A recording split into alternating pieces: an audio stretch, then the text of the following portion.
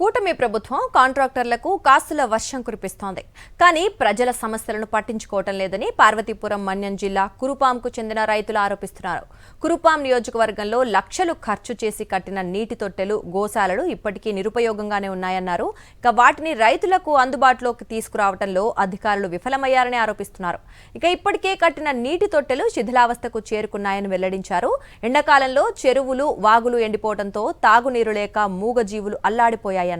ఇప్పటికైనా అధికారులు స్పందించి గోశాలలు, నీటి తొట్టెలను అందుబాటులోకి తీసుకురావాలని స్థానికులు కోరుతున్నారు.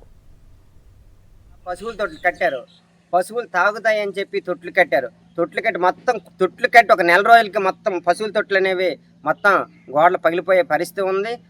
అలాగే కొన్ని చోట్లేమో చెత్త కుండీలుగా వాడుతున్నారు. ఈ ఉపాధి హామీ ద్వారా కట్టిన నీళ్ళ తొట్లనే చెత్త కుండీలుగా వాడుతున్నారు. ముందు మొత్తం ఆవులు తాగడానికి, పశువులు తాగడానికి నీరు ముందు అందజేయండి. ఎన్ఆర్జీఎస్ ఇప్పటికైనా మీరు అధికారులు ఆలోచించండి.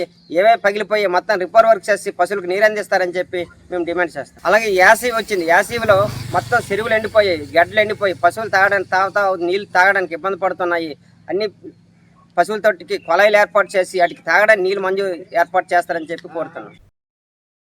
మరిన్ని అప్డేట్స్ కోసం ఛానల్ ను సబ్స్క్రైబ్ చేయండి. నోటిఫికేషన్స్ కోసం బెల్ ఐకాన్ పై క్లిక్ చేయండి.